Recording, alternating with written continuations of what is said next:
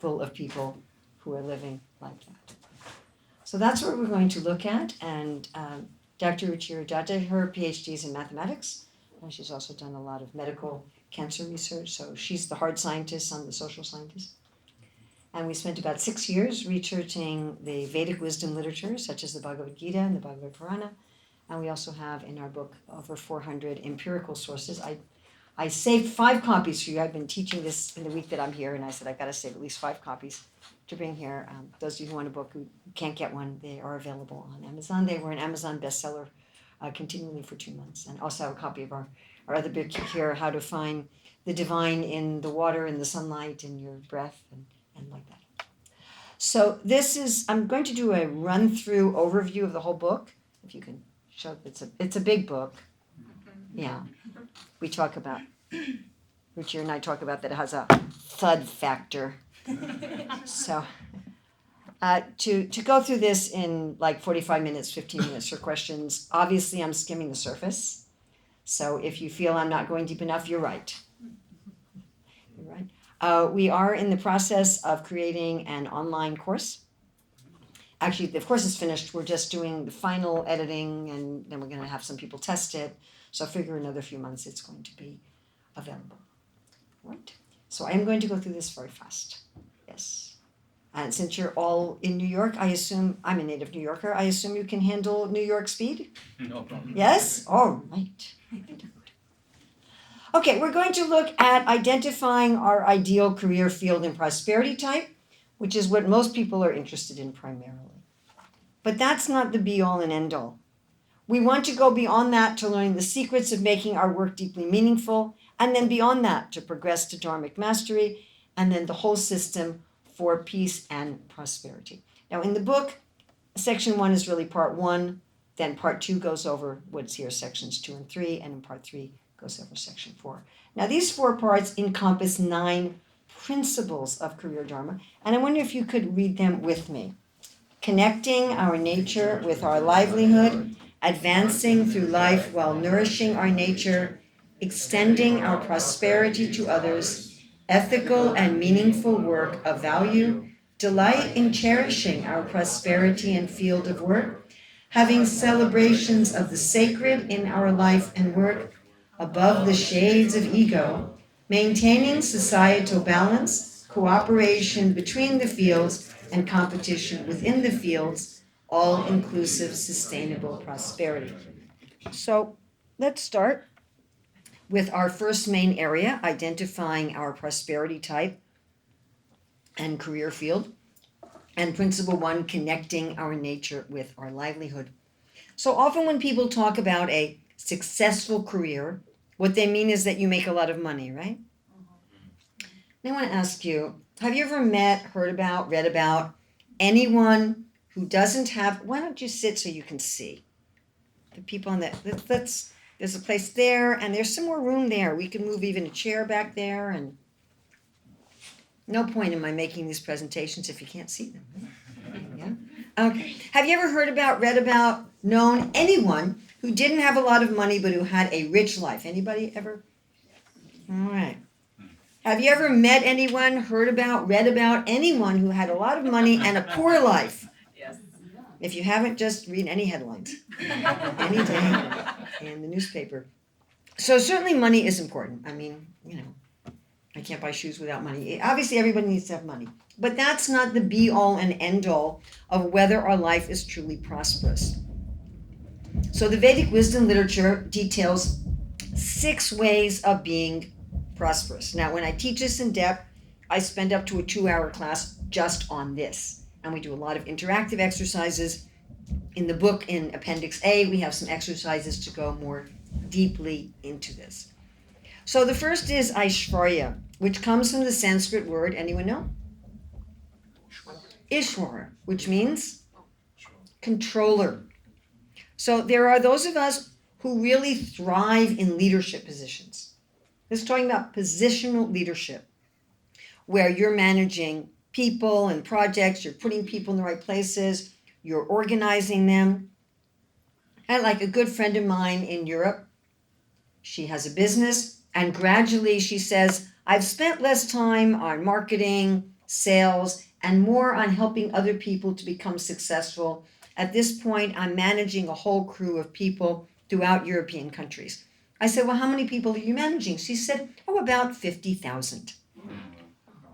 And so some of us really thrive on having positions of administrative leadership. Other people really don't like it. So I have another friend in New Zealand who said, once they put me in a leadership position in the school, I can't sleep anymore. I'm getting digestive issues. I can't wait until I can stop this at the end of the year. And others of us are kind of ambivalent. So I'd like you just to think for a moment of when you've had Aishvarya as part of your work, or when you haven't had it. How do you feel, or what happens with you when you have it? And how do you feel, or what happens with you when you don't have it?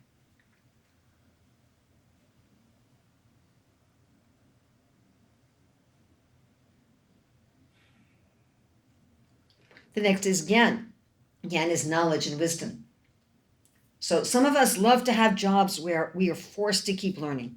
Like I know one eye doctor who told me, I've got to read at least 3 journal articles in my discipline every week or I can't do my work. So work where it's part of the job. You have to keep learning. And there are people who love that, people who don't want that. They said, look, I learned what I needed to do my work, and I don't want to have to go to in-service training every year and do this. Like, I've learned it, that's enough. Right? I'll study what I'm curious about in the evening. So some of us really want Gyan as part of our work. Some of us really don't. And others are ambivalent. Well, if it's there, it's there. It's not there. I'd like you to think of when you've had Gyan as part of your work, or when you haven't had it as part of your work. How do you feel, or what happens in your life when you have it? How do you feel, or what happens in your life when you don't have it?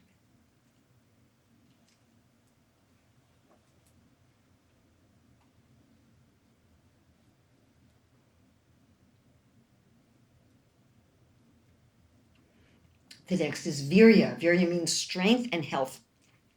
So I have a friend who works in construction, and he said, what I like most about my work is how physical it is. If it rains for 3 days, I just start feeling restless. I have another friend who takes care of cows, and she said a similar thing. She said, what I love best about this job is the walk to the cow barn and back, the physicality of taking care of the animals. My daughter runs a Indian classical dance school, and she loves getting that workout whenever she's teaching. And then some of you have been to Divya's restaurant in Manhattan. I remember her telling me how much she loved the fact that not only was she developing Ayurvedic recipes, but she also had to taste them and eat them. So that wasn't a virya in terms of physicality and moving heavy things around, but her work filled her with health. Now this doesn't mean work where you help other people become healthy. Like a dentist helps other people become healthy, but their work doesn't make them healthier. So we're talking about where the work contributes to your strength or your health. Now, some of us really want that as part of our work. Others of us don't. There's some of us that say, hey, I want my exercise and my health to be something I do for a break. I want it to be something I do before work or after work or on the weekends, and I don't really want it as part of my work. And other people are more ambivalent. So I'd like you to think of when you had virya as part of your work, when you haven't had it, how do you feel or what happens to you when you have it? How do you feel or what happens to you when you don't have it?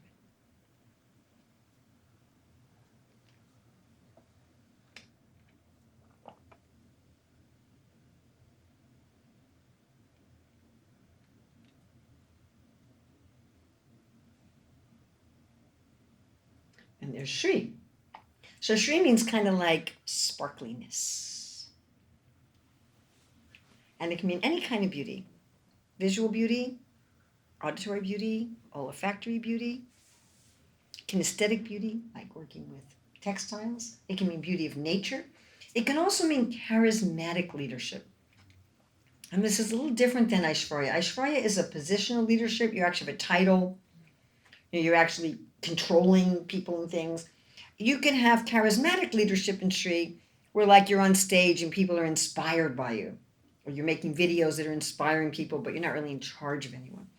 Obviously, you can have Aishvarya and Shri, right? But you could also have just one without the other. So again, my daughter who runs a classical Indian dance school, she has a lot of Shri in her work. There's the graceful beauty of the dance, there's the beauty of the costumes, the beauty of the music, and so forth. My friend who manages 50,000 people in a essential oil business. So she has olfactory beauty as part of her work. So some of us really like to have some form of Shri in our work. And some of us really don't. There are people for whom they think, that's an unnecessary frill. I just want to do the practical things. If someone else wants to make things beautiful or whatever, fine. But that's not really what I want to have as part of my work. And then there are people who are kind of ambivalent.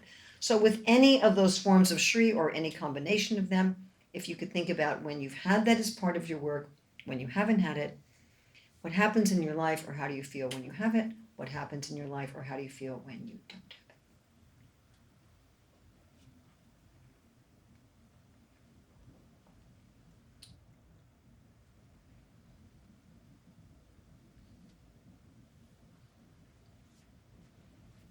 And the next is Yasha.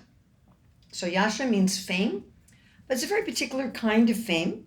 There's actually a personality in the Bhagavad Purana called Yasha, who is the child of Kirti and Dharma. So Kirti means to talk about, related to the word Kirtan. Dharma means what's good, what's authentic. So if you have Yasha, people are talking about you because you're good. And they're talking about you authentically. Right? It's not just people are talking about you. So to have Yasha as part of your work would imply that your work has some kind of a supportive community. It's giving you authentic appreciation and acknowledgement. And there are many people for whom Yasha as part of their work is essential. I know people that, I've worked with people where if you ask them to get something done, nothing happens. And when you ask them to get something done as part of a supportive team, everything happens. And then there are other people who really don't want Yasha as part of their work. They're like, I want my social connection and my community and my acknowledgement to be with my family and friends in the evening or on the weekends. And when I'm at work, I just want to get work done. I want to work by myself, or if I work with a team, I want it totally task focused, really not interested in the other aspects as part of my work. And then there are people who are ambivalent. So I'd like you to think about when Yasha was part of your work, when it wasn't. What happens with you, or how do you feel when you have it? What happens with you, how do you feel when you don't have it?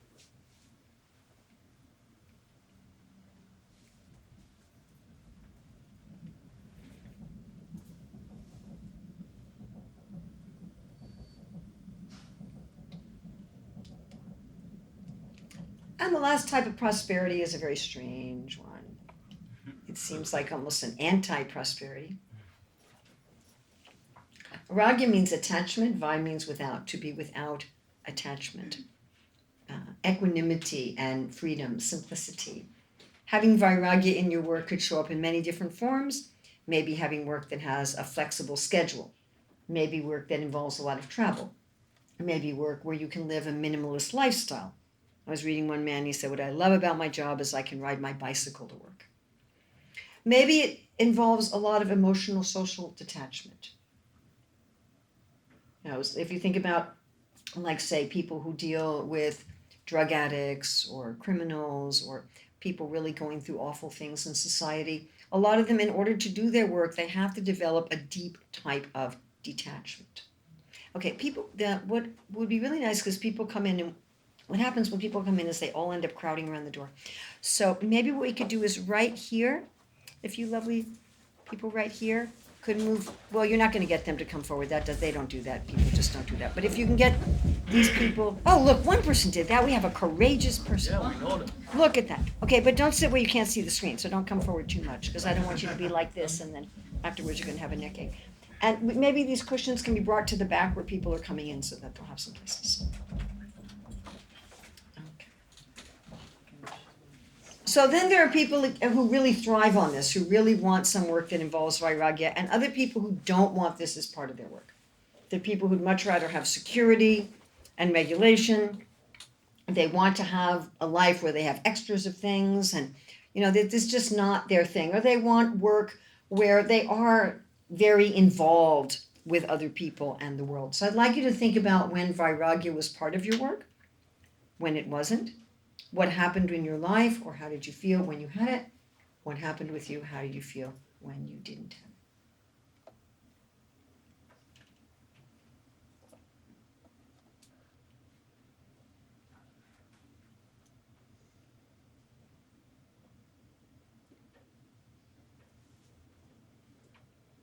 Can you repeat it again? It. Could you be a little bit more specific? About Vairagya. What part? You were asking a question to relate it to our lives, and I couldn't catch Oh, the question.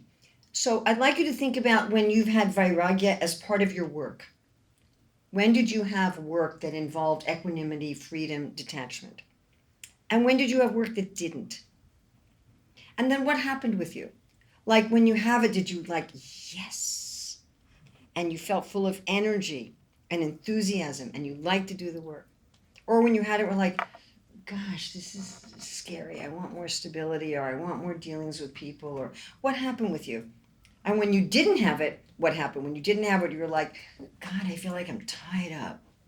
Or were you like, oh, I feel like I'm secure and everything's okay and I'm stable in life. So what were the responses to you? How did you respond to situations when you had it and when you didn't have it? So I think everyone has probably found 2 or 3 of these that you thought, well, this is really important to me, yeah? And probably a couple that you were either like ambivalent about, or I really don't want this as part of my work. In our Appendix B, we have an exercise where you rank these in order of importance, and then you have someone work with you to further refine that ranking. Now, these 6 types of prosperity gives us some indication of specificity of career within the context of 4 broad fields of work. Now, most of us have 2 or 3 types of prosperity that we really find are going to be very important to us in our career. And no matter how much money we have, if we don't have those types of prosperity in our career, we're not going to feel that we're rich. But with the fields, we're only going to have one field. And no matter how many times I say this, people always argue with me about it, but we're only going to be in one field. These 4 fields, Ruchir and I have come up with these particular English names.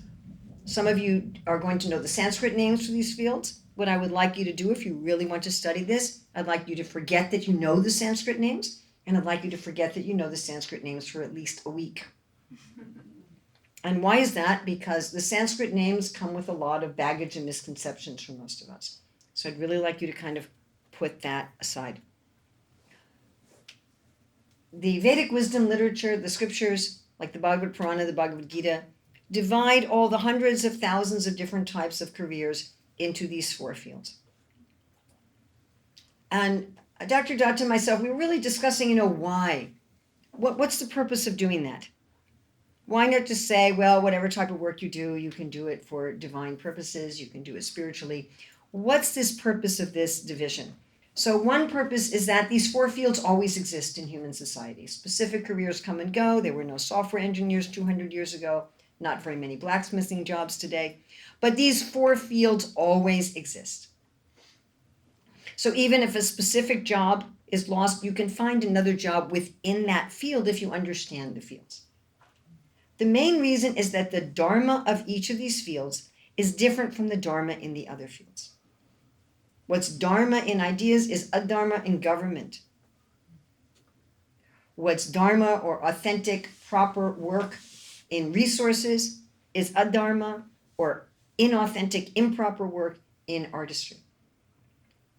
And that's the reason why we can't be in 2 fields. We'd be at a war with ourselves. If we think we're in more than one field, we're either confused, which is very common in 2024, that people are confused, or we're in one field that particularly assists another field. So that's not uncommon. A person may be working in government, but particularly assisting artistry, or working in artistry, but particularly assisting government. Now, my preference is to spend 1 to 2 hours defining the fields and another 1 to 2 hours defining the nature of the people in the fields. And I'm going to do both in about 10 minutes. Is that enough time to really understand them? Up to a point, yes. But at least you can get some idea. So we want to define what do these 4 fields mean? And then we want to define what is the temperament of the person who belongs in the fields. You can think about the fields like containers, like if you had 4 containers, and the temperament of the people are the people who are suited to be in that container. Now, each of these 4 fields is very broad and encompasses thousands or tens of thousands or even hundreds of thousands of different jobs. So they're not limitations. They're ways for us to find out where we will shine, where our natural values, our natural authenticity fits what we are doing. So the first field we're going to look at is artistry. So the nature of this field. This is the field that provides all the beauty and functionality of society. Without this field, nothing works. These are the people that make society work. Beauty and functionality. I'd like you to guess what careers might be in this field, and wrong guesses are just as helpful as right guesses. This is not an exam. I'm neither testing you nor me. This is a learning experience, and knowing what something is not is just as valuable as knowing what something is. So any guesses as to what careers might be in this field? Not somebody who went to my Saturday in-depth class. Yes. All types of craftsmanship. Could you give some specific examples? For example, clothing, jewelry. Clothing, jewelry, be more specific. Making the clothes for the people. So actually like being a tailor. A tailor. Okay. Or a carpenter. A tailor, a carpenter. Jeweler, or jeweler. A jeweler, okay, excellent, yes. Anyone else? Architecture? An architect, yes. Any professional Any professional? That's way too vague. Give me something specific. physician, dentist, everyone. Physician, no. Dentist, yes. Why not? Hopefully you'll figure that out when we get to who the physicians are. Entertainers like actors and singers. The vast majority of actors and singers, yes. Some of them, no. Maybe someone could put this chair back for this lovely lady so that she can see. Did you come up for the chair, or you want to sit on the floor? Oh, but maybe we can, or sit right here, or here, yeah. De nada. Any other idea? Huh? Most dancers, not all, most. Painters, fine painters or house painters? Most fine painters, not all house painters. Any other idea? Cinematographer. Farmer, someone said? No, if you own the farm, no. If you work on the farm, yes. If you're like picking the apples, yes. If you own the farm, no. I'm sorry, what? Oh, I said cinematographer. Like people creating the film. Yeah. Yes. Director of photography. The director, yes. Designers Of what? of interior. Interior designers, yes. Okay. Let's go to the temperament of the people suited for the field of artistry. So this is a field of satisfaction. These people are naturally satisfied if they have a nice place to live, good food to eat, loving people in their life, if they can be honored for the integrity of their craft or service, and they can please customers or clients, then they are satisfied. These are naturally satisfied people, not expensive people. Their real pleasure in life is the integrity of their craft or service and the pleasure of their customer or clients. Their mood is service. And this mood of service is the closest to bhakti of all of the four fields.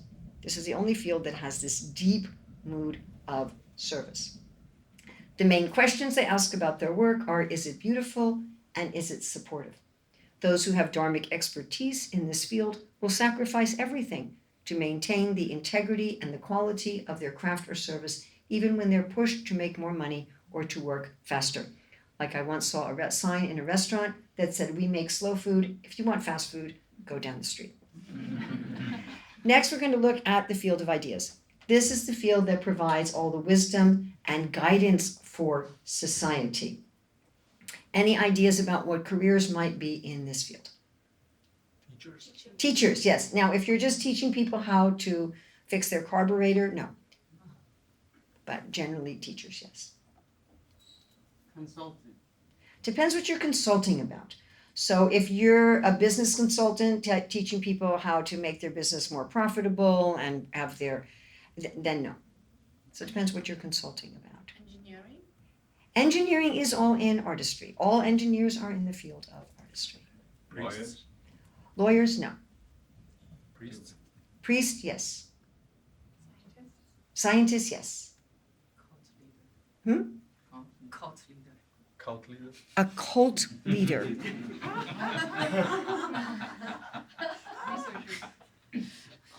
Idea.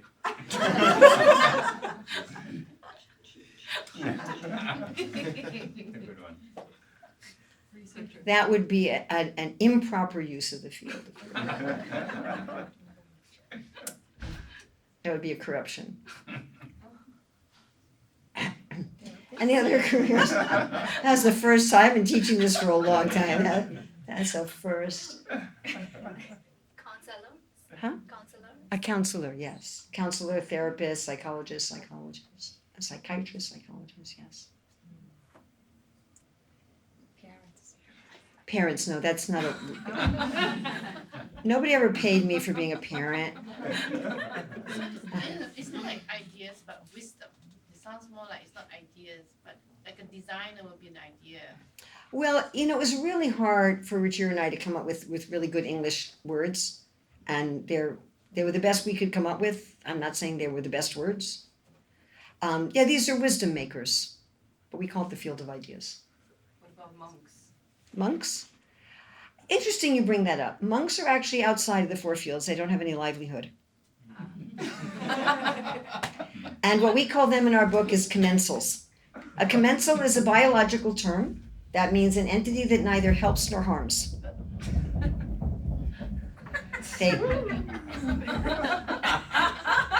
This is a great group. So, commensals live on the border of society.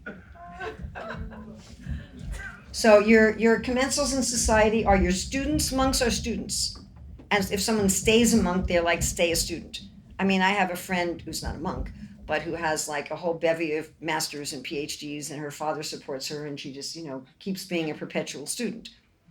And we have in our book, we have 9 testimonials from people, and one of them is from a commensal.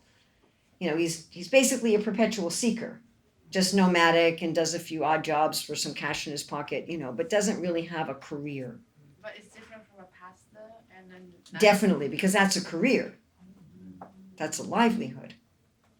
Yeah. Whereas a commensal, as I say, they're outside. They don't really have a livelihood at all. Also, people who are commensals are people who are retired. So anyone, students, retired people very old, getting ready to die, severely handicapped people who can't work. And those are your main commensals. And then you have some people who are kind of perpetual students, and they never really go from student life into career life. So that they would not be in the field of ideas. Are you looking at what commensal means? Oh. She's so excited she goes and gets her phone. Okay, any other ideas of what careers are in the field of ideas? Yes? Inventors? Inventors are usually in artistry. Maybe somebody like a marketer? Marketer, no. A writer? Depends what they write.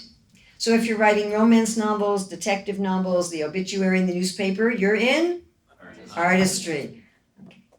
If you're writing books on philosophy and wisdom, then you're going to be in ideas. If you're a war correspondent, then you're in ideas. Poet? Depends again what you're writing poetry about. So if you're writing poetry about the beauty of spring and the rustling of the leaves, then you're in artistry.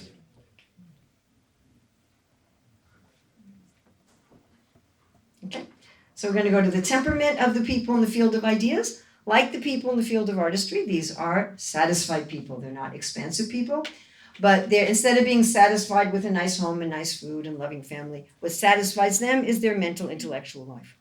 And they're often very uninterested in the basic comforts of life. They have an internal type of satisfaction. Now, both people in artistry and ideas have a temperament of honesty, but it's a different type of honesty. Your plumber is honest with you about how much he paid for the pipe. In fact, he'll even show you the receipt and charges you separately for the pipe and for labor. Right? That's not true when you go to a business. They don't tell you how much they paid. And in the field of ideas, the honesty is in speaking straightforward truth, which is quite different from being honest about the pipe to please the customer or the client. The main questions these people have about their work are, is it true and is it wise? And those who have dharmic expertise in this field will sacrifice everything for the sake of objective truth. Again, think about like the journalist who will be imprisoned instead of reveal their sources, or they're working in a war zone or something like that, where they'll speak truth to power. Okay, going on to the field of resources. So the field of resources provides all the resources. These are the people who provide all of the raw materials for food, clothing, construction, medicine, like that. This is an expansive field. They're providing all of the wealth for society in all of its varied forms, often working with natural resources, often working with the land, the water, the air, and animals in order to turn those into usable forms of wealth. Any idea of what careers might be in this field? Farmer. Farmers, yes? Investors. Investors, yes. Real estate. Yes, real estate, a realtor, yes. How about entrepreneur? Entrepreneurs, yes.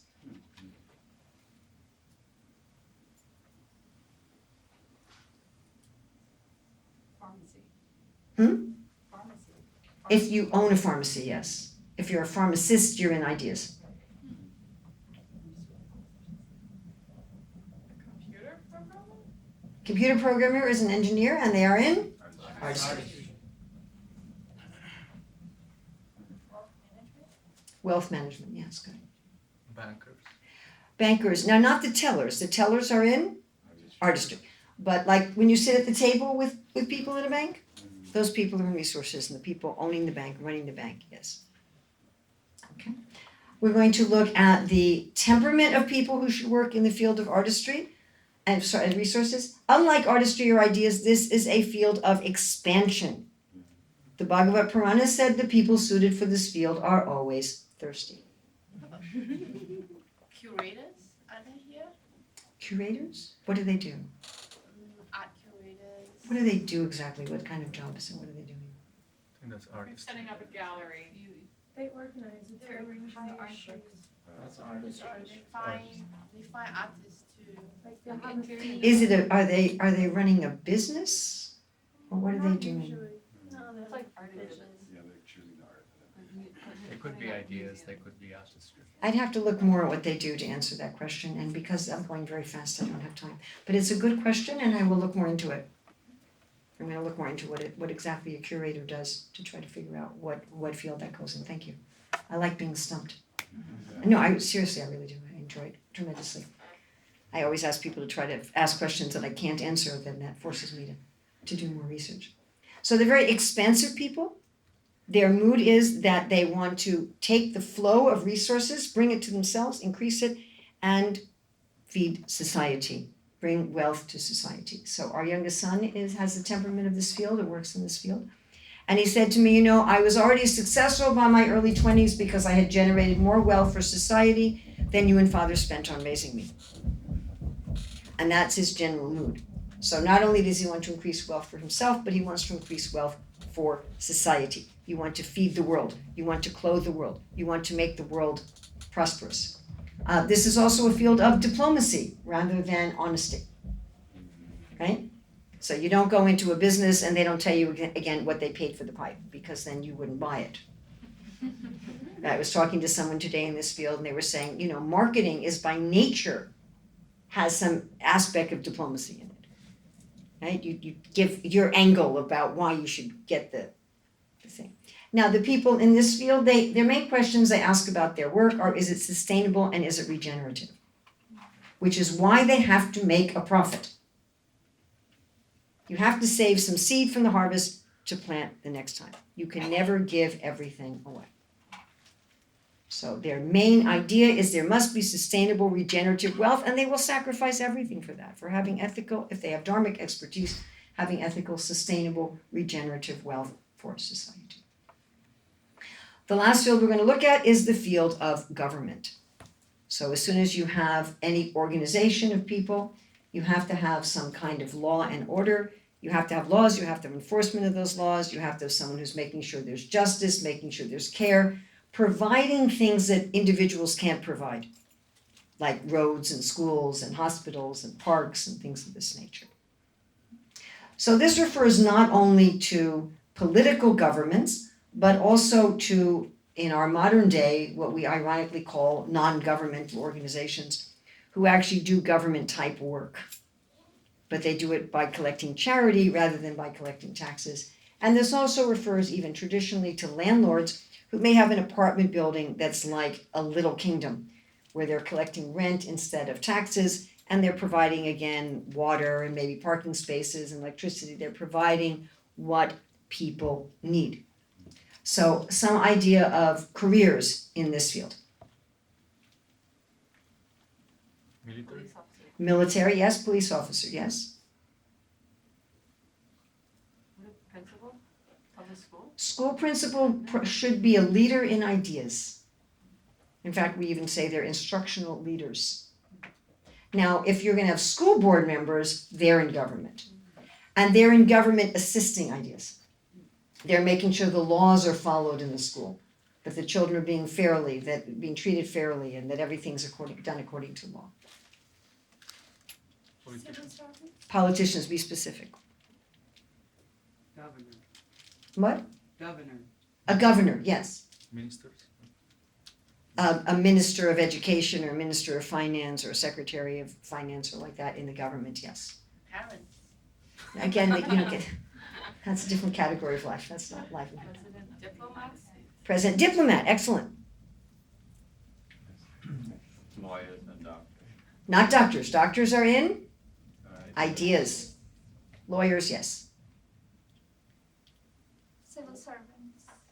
Civil servants, yes.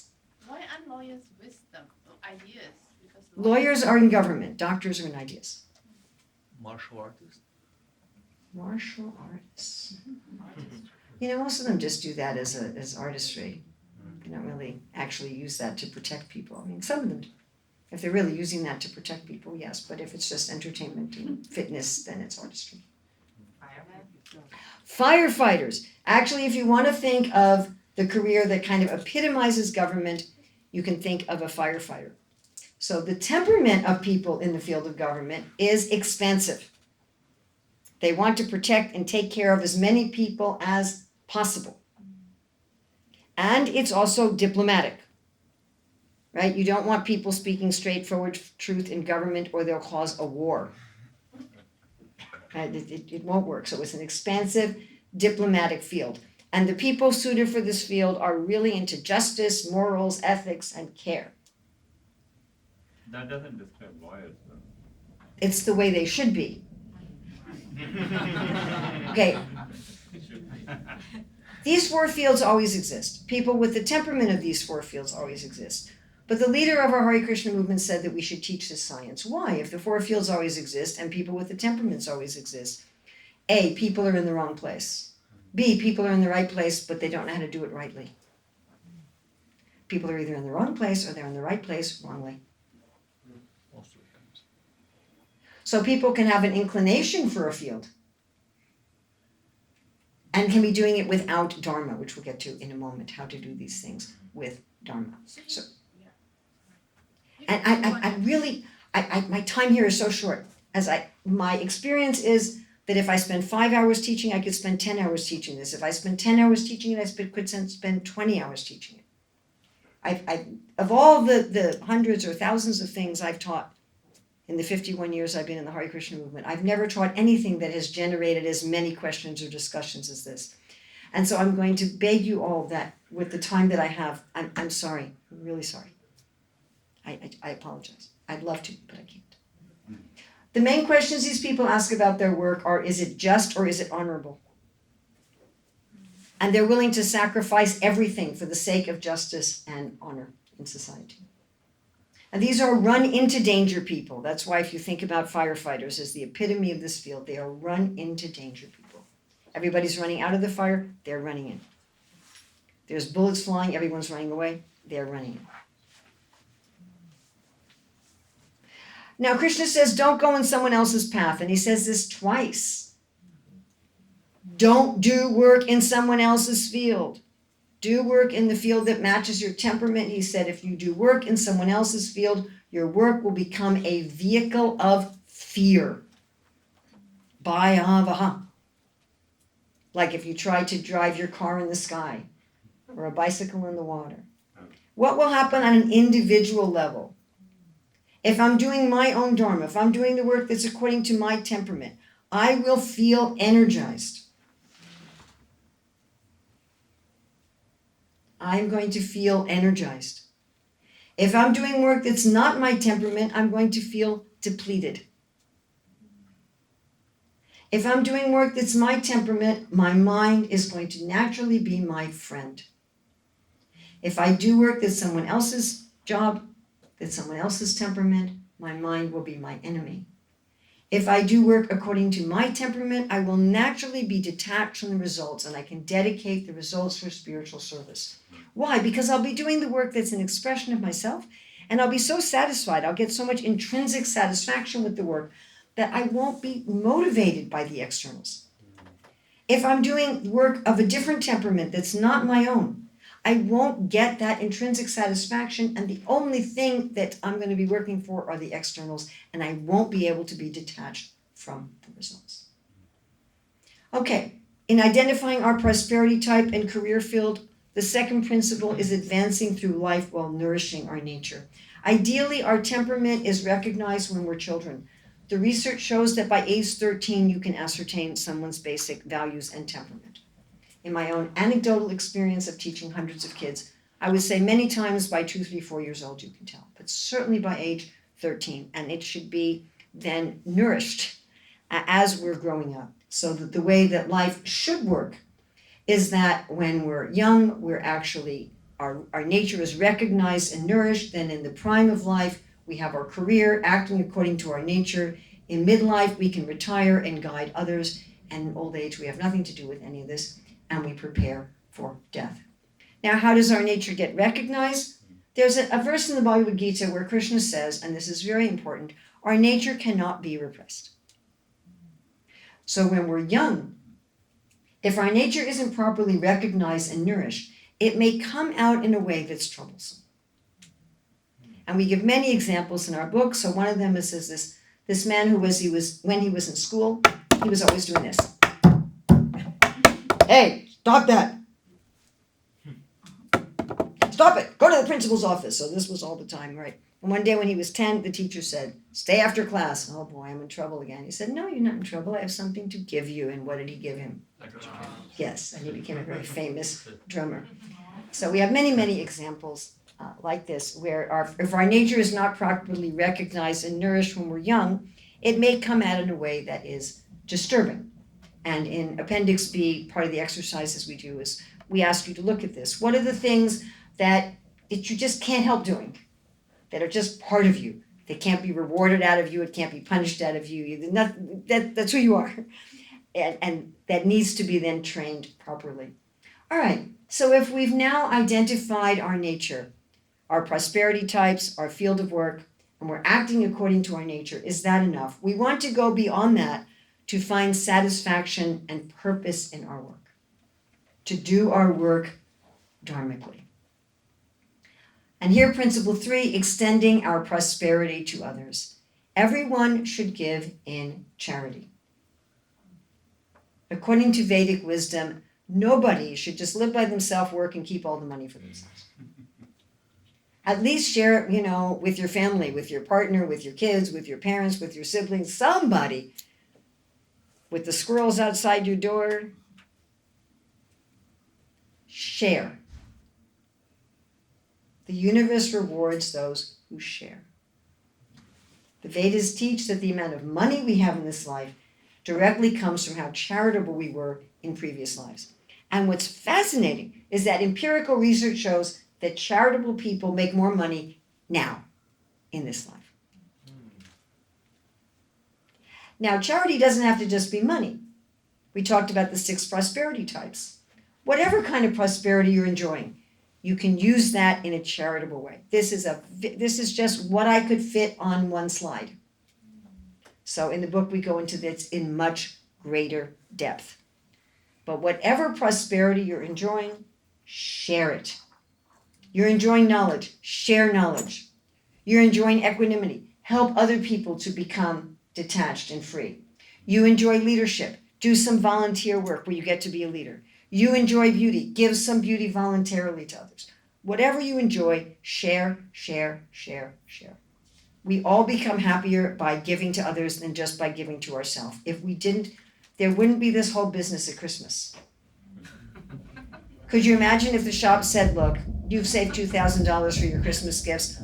Why spend that money on other people? They might not even like the gifts. Why don't you just spend the $2,000 on buying the gifts for yourself? Would that work? No, isn't that weird? Why wouldn't that work? Then you'd get exactly what you wanted, right? Because we get much more joy out of giving to others. All right, so we could be in the right place and be giving in charity and sharing our prosperity, but that's not enough. We still need to do ethical and meaningful work of value. So to be ethical or honest, that means that I represent my goods or services accurately. I charge a fair price for them. If I'm employing others, I pay them fairly. Right? That everything is fair and honest. But even that's not enough. I've got to do work that's of real value. Like nowadays, a lot of goods and services nobody needs, isn't it? Manufactured needs, they call them. Artificial needs. Provide something that people actually need, and certainly not harmful work. Tobacco industry, alcohol industry, etc. So to do work that's not harming others and that provides real value. Now we have a chapter called Esoteric Work of Value. This is on a higher level. And this is something I love to talk about, but I can just touch on it. If all we're doing is just honest work of value, we're still within the laws of karma. And actually, we can only give value to people that they've earned by their karma. But it is possible to go beyond that and be an agent of ever-expanding dynamic good beyond karma. To do that, we have to get out of what Rajir and I call the cycle of frustration, which is we do our Dharma. From our Dharma, we get prosperity. Our prosperity gives us pleasure. But if it's just within the realm of karma, eventually we'll get frustrated and we'll say, oh, maybe I shouldn't work anymore. Maybe I should have a different job, or maybe I should. And eventually we get frustrated with that, and then we go back in this cycle. To be an agent of ever-expanding dynamic value, we need to work on the platform of love. Love of ourselves, love of our work, love of those who we serve, and ultimately love of Krishna. Now there's another way in which our work can be ethical or unethical, and that may surprise you, and that is whether or not we do our own work. As soon as I do work, as soon as my temperament doesn't match the field, as soon as you take the temperament of one field and put it into another field, the work is unethical. You cannot do ethical work if you're in the wrong field. So we have 2 chapters dedicated to this in the book, and this is again something that I can teach over for 2 hours just on this point. So just giving you a little taste of this. So if we look at government and resources, somebody with a temperament for the field of government, but they're working in the field of resources, or somebody with a temperament for the field of resources, but they're working in the field of government. So temperament of the field of resources working in government. What are they going to try to do in government? Make a profit, right? Yeah. Think about private prisons, which we have in this country. Are they motivated to reform the prisoners? No, they want repeat customers, right? But now think of people with the temperament of government working in resources. Any of you know what happened in Russia when the government took over the farms? Famine. Everybody starved. Because they didn't have the profit motive. Huh? Often people with the temperament of government, they take over a business, they just give everything for social justice. Business fails. And they're neither providing everything for the customers or their employees. Government and ideas. People with the temperament of government doing ideas work. People with the temperament of ideas doing government work. People with the temperament of ideas doing government work. Ideas people are extremely merciful. They do government work, they're soft on crime. Oh, all right, he raped some children, but he's really a nice guy. I don't think we need to put him in jail. People with the mentality of ideas working in government, they want to research and research some more and research some more and research some more, and a decision has to be made right now for people. that their needs aren't being taken care of, and the research is going on for 20 years. People with the mentality of government working in ideas, they'll politicize knowledge. Do you trust a history book written by government? No. They'll often impose a more hierarchical structure on knowledge. Think of like how people are comfortable in the military, but ideas workers, they have this kind of free flow of mutual adjustment. And a government-minded person, they'll impose a hierarchy and stop the free flow of knowledge. Crossing ideas and resources. Somebody with a temperament of ideas working in resources, they're satisfied, they're not expansive. They don't want to feed the world. They'll grow some tomatoes in their backyard. They don't want to grow tomatoes for the city. And again, people will starve. They won't get what they need, right? Or I have an ideas person who's a friend of mine who started a business, and she said, I don't want to make money. I just want to give everything away. You know, they think making money, making a profit, well, that's just materialistic. Why would I want to do that? It's not ethical, right? But people with a resources temperament working in ideas, they're going to think, I'm not going to fund theoretical research. That's not ethical.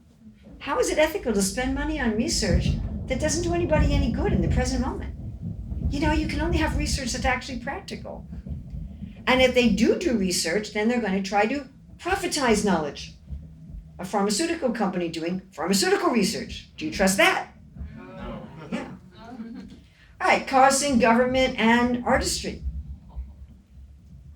Somebody with a temperament of artistry working in government. These are people who want a comfortable life, good food, loving. They're running into danger, people. So there they are working in the field of government. They're shooting in a school and they're like, I'm not going to go. Why didn't you go in? Well, they were shooting in there.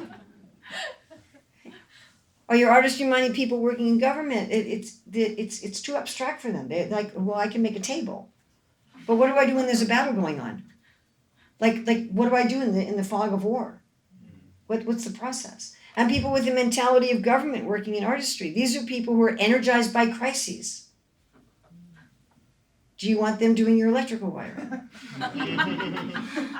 And also the government-minded people, they're really into justice and morals and ethics. And here they just have to please customers and clients. They get very frustrated and they can become vigilantes or agitators and so on. Crossing ideas and artistry. Now these are both satisfied, honest fields, but a very different kind of satisfaction, very different kind of artistry. When ideas temperament people work in artistry, they don't want to please customers and clients. They want freedom and they want to speak detached truth, and they tend to be terrible employees. They tend to be very insubordinate. They may procrastinate. They may miss deadlines. And they're going to feel very constrained. Or they may dry up the field. Artistry is the field that provides all the beauty and functionality, all the pleasures of society. And I know an ideas person who works in artistry, and he's like, why do the electricians make the wires beautiful in the boxes? Like, who's even going to see it? And I say, you shouldn't work in that field. You know, and then you have the artistry-minded people working in ideas are like, well, some of this theoretical knowledge is like crossword puzzles, you know. Or they may sensualize knowledge. You know, think of artistry as providing metaphorically the salt and the spices of all the food of society on a metaphorical basis. Without the work of the field of artistry, we'd all just eat plain rice, metaphorically speaking. But the ideas people are providing the vision for society. If artistry-minded people work in ideas, it's like putting salt and spices in the eyes of society. Crossing resources and artistry. When artistry temperament people work in resources, they don't have an expansive mentality. They may bake some bread and have a little bakery shop to share the beauty of their bread, but they don't want to franchise it. They don't want to feed the world. Again, they're really going to have difficulty taking care of people's needs. And they don't have the sustainable regenerative mood of the field of resources, and their businesses may end up polluting the world. When people with the mentality of resources do work in artistry, they destroy the craft. They're expansive, and they want to profitize everything. They'll take the craft of chairs and they'll make them in a factory. Instead of making inspiring movies and books, they'll just throw a bunch of sex and violence in there to make money. They'll make fast food.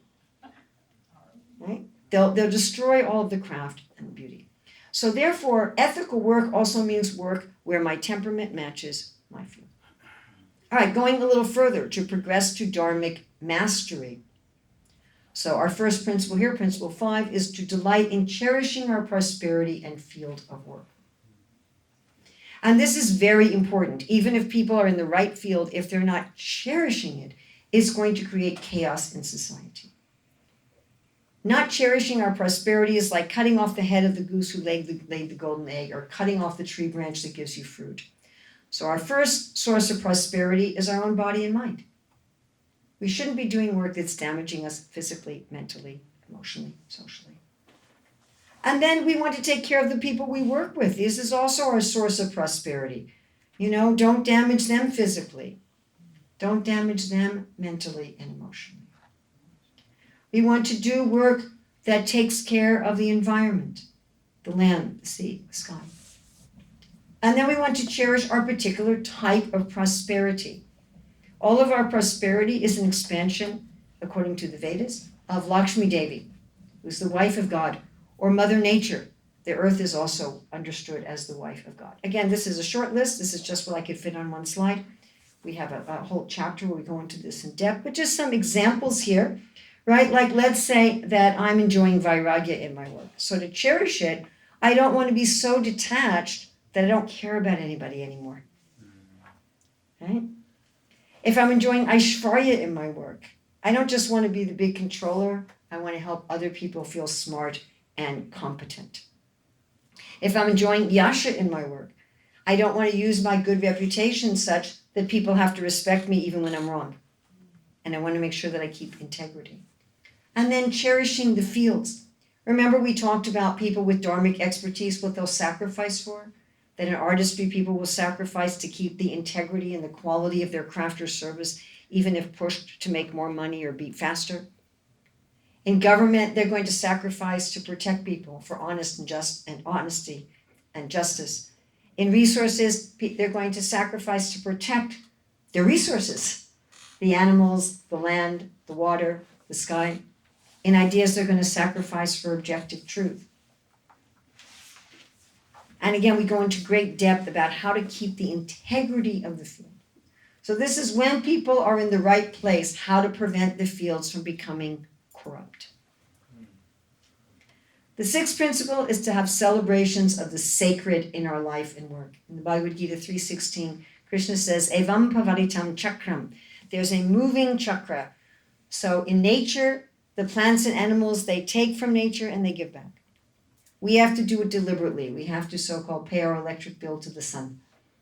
Remember that everything we have, our own bodies, our creativity, our ability, everything that we're enjoying is coming from a source outside of ourselves.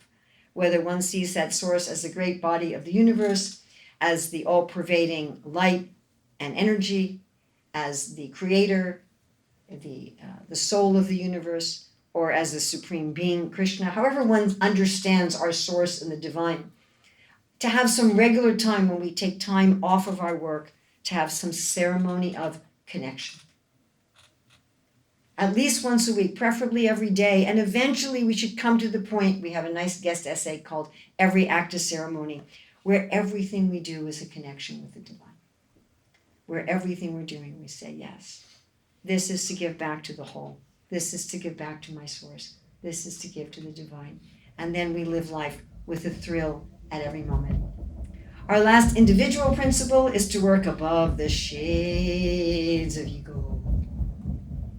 So these are defined as tamas, sattva, and rajas. So tamas gives us ease and comfort. Sattva gives us inner fulfillment. Rajas gives us ambition.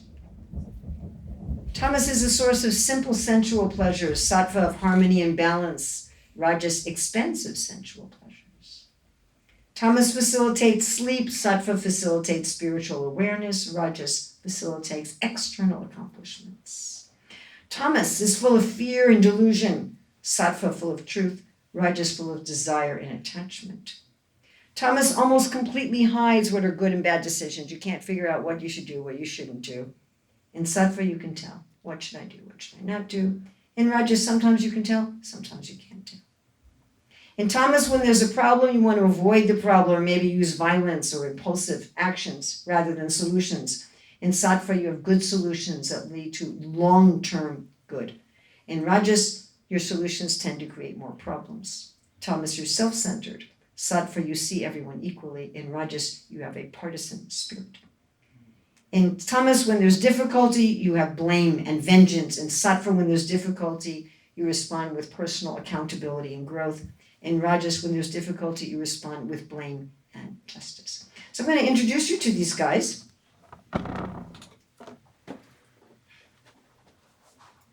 I am Tamas. I'll do the right thing if it's easy, you know? Like I'll eat a plant-based burger if it's the same price at McDonald's, but don't expect me to go to another restaurant and pay more money, you know? I mean, look, I'm the kind of person, whatever's on TV, if my remote's over there, I'm just going to watch whatever's next, you know? Like, I'm not an ambitious person, yeah? And I'm not some spiritual person. I take care of my people, right? And you better not insult them or insult me or I'll insult you back. Then we have Rajas. I'm a very good person. I'm a builder of society. I have built the hospitals, the schools, the museums. I work very hard for everything I have. You see, all of my accomplishments, all of my possessions, I earn them. And I will tell you about all my sacrifices and all my hard work and all the hours I put into them. I am not lazy, and I'm not saying, woo, person. And someday, my name will be in the history books, and my statue will be in the park.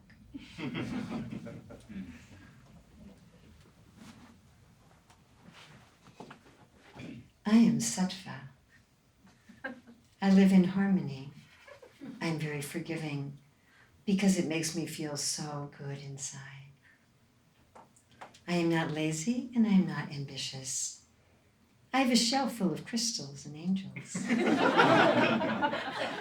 And I see everyone equally, not like those materialistic people.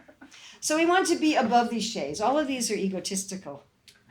And what we want to do is be above these shades. Realize that we're actually a fully spiritual being and have a playful, frolicsome view of life. That we're actually in an adventure with the divine. We're a co-creator dancing with the divine in our adventure that we don't quite know how it's going to turn out. But at every moment, we're having playful fun. So how do these shades show up? So in charity, if you give in charity in Tamas, that means you give the wrong thing to the wrong person, like you give alcohol to an alcoholic. Or you give the right thing to the right person, but without respect. You know, here, take your charity. Or the right thing to the right person, but the wrong time when they're on the toilet or they're sleeping. And in Rajas, you give the right thing to the right person at the right time with respect, but you're calculating. If I give this to this person, I'll get this thing back, and my boss told me to give it, and so if I give it, he'll give me a raise. Or you give it, and then you're like, why did I give that much money? I could have bought a new car. And in Sattva, you give the right thing to the right person at the right time with respect, because it makes you feel so good inside. And above the shades, you give the right thing to the right person at the right time with respect to please Krishna. At work, so Tamas working is disengaged, base, stubborn, deceitful, insulting, lazy, procrastinating. Rajas work is attached, greedy, envious, aggressive. Things go well, yay! Things go poorly, whoa. Sattva, you're even-minded, always determined, always fixed. Working above the shades, this is based on Bhagavad Gita 3:30. 3 things not to do, 3 things to do. 3 things not to do. Don't try to enjoy your prosperity exploitively. Cherish them. In Hare Krishna lingo, enjoy your prosperity as prasadam and not bhoga. Don't think you're an owner. I'm not the owner of my body. I'm not the owner of my mind. I'm not the owner of my talents, my career. And not to be lazy or crazy feverish. The 3 things to do. Dedicate all my work to my ultimate source. Always remember, I am not the body. I'm not the mind. I have nothing to do with this world. I am a soul. And do the work that's according to my nature. So we have final 2 principles. This relates to the whole system, and the whole last third of our book is about this. We have a chapter on what is a vision for an ideal society. And we have a case study of what we call mathematical eco-sociology. So we're looking first at principle 8 is maintaining societal balance, cooperation between the fields, and competition within the fields. So these 4 fields are meant to cooperate with each other, not compete with each other. So ideas, trains, and guides, government improves licensing and accreditation, it provides venues and facilitation. Then resources provides the money and all the raw materials, and artistry has joint endeavors with the other fields to assist. It would be great if everybody was in the right place and cherished their field. But there are also checks and balances between the fields. So ideals holds government to the rule of law. Think about the role of a free press. Government, of course, enforces law. Resources influences by how they spend money. Artistry by where they decide to work or what people decide to translate into art or music. Within the fields, there should be competition. It'd be nice if we always did our best for its own sake, but when there's competition, we become more energized and we can kind of probe the limits of our ability. But it should be healthy competition. You know, like jewelry stores together or fashion stores together that benefits the customers and the business, not trying to erase people or not predatory competition. Competition in artistry brings us inventions, masterpieces.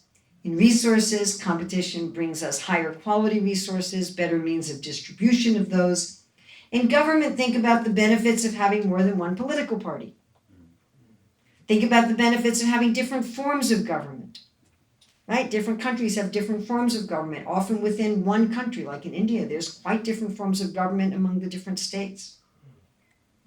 Competition in ideas keeps science, religion, philosophy responsive to changing time, place, and circumstance while retaining the purity.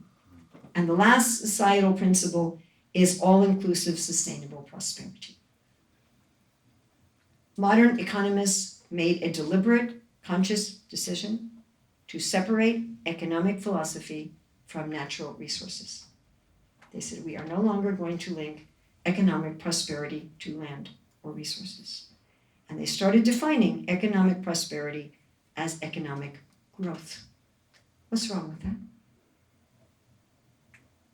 Deplete the resources. Yes. You cannot have infinite growth on a finite planet.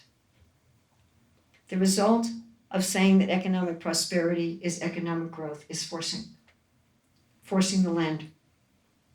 Artificial fertilizers, herbicides, pesticides, forcing animals with hormones and antibiotics, forcing distribution so we can all eat strawberries in January. Mhm. And then a huge wealth disparity where some people can't afford, one meal and another person has $250 billion. Forcing people beyond their physical, mental, emotional, and social capacities. So the last principle of Kriya Dharma is all-inclusive, sustainable prosperity. And as I say, in the last third of our book, we outline how this can be accomplished. So everybody should be able to work according to their natural temperament, enjoy the types of prosperity that enrich them. So we looked at identifying our ideal career field and prosperity type, the secrets of making our work deeply meaningful, progressing to Dharmic mastery, and the whole system for peace and prosperity. And I know I've gone over time, although I'm not even sure by how much I went over time. So these are the 9 principles, and I don't know if we have any time for discussion, and where is the person who's in charge of who can tell me if I just have to be quiet or if we have any time for discussion. I think it would probably take maybe 1 or 2 questions. 1 or 2. 1 question. I can take 1 question. Oh my God. And it's going to be from you, right? She says, well, you can take 1 or 2 questions from me, right? Yes. What do you want us to take away from your seminar? Oh my goodness, that's the best question anyone could have asked. Yeah. What's the question? What do I want you to take away from this? That spiritual life is not just about transcendence.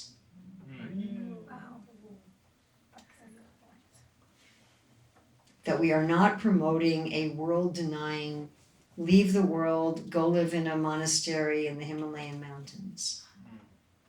That Krishna consciousness is also how to have an ideal society on an individual and collective level. That this is not just I spend some time every day in kirtan, I spend some every day in time, some time every day in mantra meditation, I learn how to offer vegetarian food and read the scriptures. That's wonderful and that's important. But also, how can I spiritualize my life? How can I spiritualize society? That what Krishna is offering in the Bhagavad Gita, what we're offering in the Bhagavatam, is not just, take your enlightenment and run. Grab your Krishna prema and go. But how do we make a world that's, Krishna wants, he says in the 3rd chapter, that he's arranged for living happily and attaining liberation. How do we live happily in the world? And everyone can take this up at least to some extent. Starting, well, today's almost over, but starting at least by today or tomorrow, you can do at least some of these principles that you haven't done yet. And even though we may not have 8 and 9 yet in the world, you can do some of 1 through 7, and as much as you can do of that, it will transform your life. And that will start having a ripple effect on others, and they'll say, "What are you doing? You look so bright and hot and shiny and happy. What are you doing in your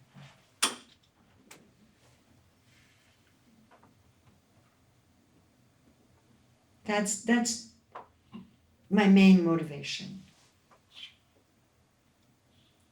That a society that is actually Krishna conscious is a society that's full of natural, healthy prosperity on every level. Not only on a spiritual level, but on a physical level, on a mental level, on an emotional level, on an environmental level. My spiritual teacher, A.C. Bhaktivedanta Swami Prabhupada, used the term peace and prosperity in his writings and teachings 195 times. We want to have a society of peace and prosperity, and we have a template for how to do that. We actually have a template, we actually have a blueprint for how to do that. It's not just words. We're not just some, what a Miss Universe pageant. I want real peace, but we actually have a step-by-step blueprint by which we can do that. So thank you very much. Anything that's good in this presentation is from my spiritual guides, from the scriptures, from my co-author, Dr. Ruchira. Anything bad here is from me. So I hope that you can take the good and put aside the bad. I don't think I'm allowed to have any more discussion. Just one question. I don't know if I'm allowed. Do you provide tests for people to know Okay. the Dharma? So in the book, in Appendix B, we have a way that you can go through and work with someone else to do that. I also do one-on-one consultations with people, only people who've at least attended the seminar or read at least part 1 of the book. I will not do consultations unless you've done that first, because I won't even have proper language to discuss with you. My experience, and I spent a year literally touring the world teaching this. My experience with that is that most people, when they've read the book or gone through one of the steps, sometimes just this even brief seminar. I mean, I taught this seminar in literally 45 minutes in Lloyd's Bank to 30 people who had no spiritual background, and 3 of them came up to me afterwards and said, now I know what I need to do. So I find that often just by going to the seminar, reading the book, people can understand it for themselves. But if after having done that, you still have some confusion, I'm happy to do one-on-one consultations. We are working on as I said in the beginning, an online course. Right now the book is available in print and ebook. We are working on an audiobook that's almost done. We are having an in-depth online course that's also almost done. And maybe I can give you the URL, people can sign up for information about that. After that online course is done, our next plan is to do a workbook, a printed workbook, and then to have a course to train consultants. So that's our next step. And so again, thank you very much.